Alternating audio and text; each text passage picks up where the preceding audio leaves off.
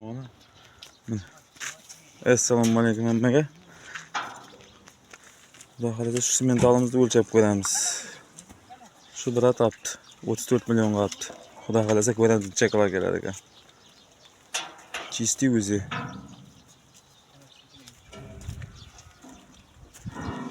Bir yaşından o'tgan chiqadi, ha? Yoshi bormi bu? 11 oylik dedi bu. O'lchab ko'ramiz hozir xudo xolasa.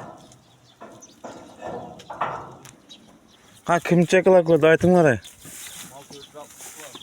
O'zi qo'yib tur. Hey. Nechadan? 450 dan baland kelish kerak. 500 chiqmaydi lekin. Ko'ramiz hozir. O'zingcha qilib qo'y. 440.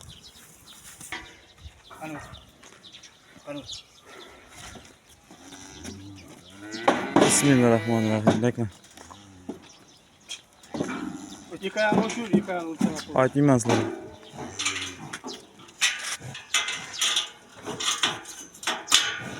To'rt yuz yigirma kilo bu.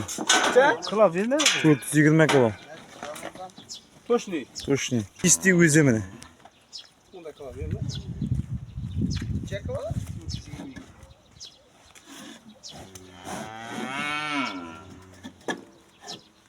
O buraya tushib turganlarga ketib ketsa ham qildi. Bir oydan ko'ramiz xudo xolasa. Jeno.